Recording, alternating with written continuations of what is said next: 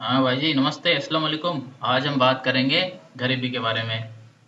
गरीबी के बारे में तो हम बात कर चुके हैं। भारत में गरीबी का निर्धारण एक तो, ठीक है, estimation of poverty in India, गरीबी का निर्धारण, और उसके साथ में हम देखेंगे कौन कौन सी कमेटी ने क्या क्या कैसे निर्धारण किया, उसके बारे में हम बात करेंगे इन एक दो वीडियो के अंदर। देखो, सबसे पहले जानते हैं दांडेकर और रथ।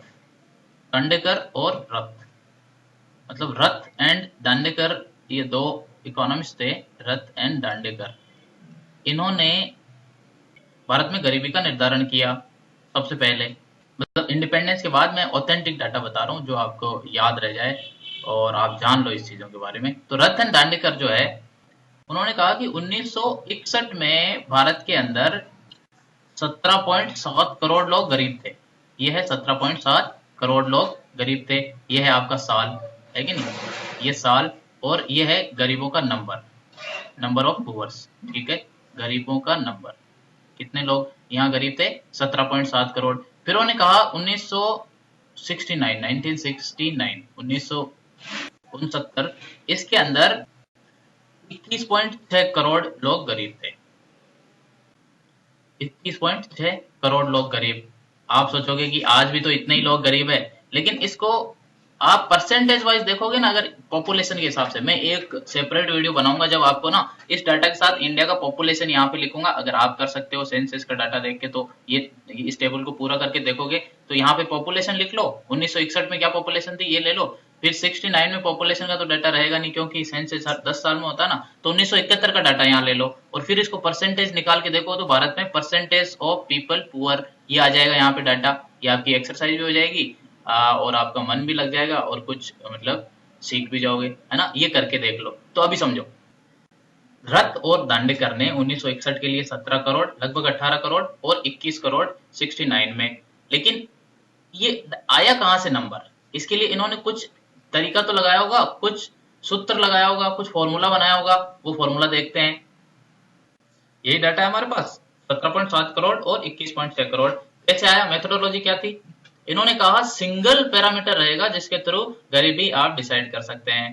इन्होंने कहा कि जो डिजायर्ड मिनिमम पर पर्सन, प्रति व्यक्ति जो न्यूट्रिशन का जरूरत है, वो कितने से आता है? 2250 कैलोरी। मतलब कैलोरी बहुत छोटी यूनिट है, किलो कैलोरी होती है, लेकिन इसको लिखा जाता है कैलोरी यूनिट ही लिखा जाता है ना। तो calorie calorie unit 2250 calorie unit आपकी इन्होंने गरीबी निर्धारण कर दी दोनों के लिए। मतलब गरीब शहर और गांव में अलग अलग नहीं, इनके हिसाब से दोनों के लिए फिक्स हो गई। लेकिन गांव और शहर में क्या है ना, इनकी रेट प्राइस, मतलब इसका जितना दाम है वो अलग अलग होता है। तो 2250 कैलोरी लेने के लिए आपको गांव में कितना पैसा लगेगा और शहर में कितना पैसा लगेगा, ये अगर आप कैलकुलेट कर लो तो आपकी क्या आ जाएगी?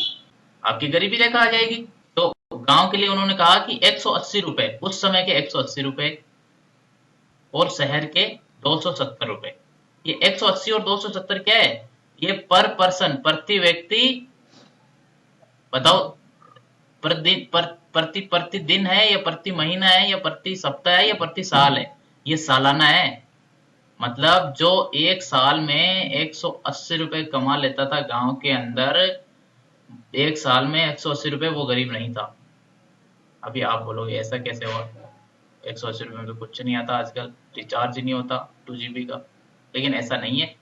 उस समय आप देखोगे ना तो चीजें सस्ती थी। सस्ती क्यों थी? क्योंकि अभी उसके अंदर इन्फ्लेशन ऐड करके, अगर 2% इन्फ्लेशन भी आप पर ईयर का ऐड करो, तो आज वही चीजें अगर आज आपको देखना है तो कितने साल बाद? 55 साल बाद देखोगे तो मान लो 2% से 55 साल, तो इतना होगा। मतलब ये आज की रेट होगी उन चीजों की, है ना। चलो इसमें नहीं जाते हैं। यही समझो, 180 रुपए उस समय प्रति व्यक्ति प्रति सालाना गांव की, और शहर की 270, और इतने लोग गरीब थे। इसके बाद आपको पता होगा कि 1989, ये साल याद है आपको? इस साल में बहुत घटनाएं हुई थी। बर्लिन की दीवार गिरी थी इस साल। जो चाइना में तिएननमेन स्क्वायर है, वहां बहुत सारे प्रोटेस्टर्स को मार दिया गया था। और इसी साल सचिन तेंदुलकर ने इंटरनेशनल क्रिकेट में अपना कदम रखा था, है ना। एक नए एरे की शुरुआत थी तेंदुलकर, है ना। इसी दिन आए थे। तो 1989 में एक और इकोनॉमी में घटना हुई थी, और वो थी, एक प्लानिंग कमीशन ने इंडिया में गरीबी के ऊपर एक एक्सपर्ट पैनल बिठाया, टास्क फोर्स, है ना, एक्सपर्ट पैनल। और इस एक्सपर्ट पैनल के अध्यक्ष कौन थे? डी टी लाकड़ा वाला, लाकड़ा वाला, है ना। फिर इन्होंने अपनी नई डेफिनेशन दी, उसके हिसाब से पॉवर्टी एस्टिमेशन हुआ, है ना।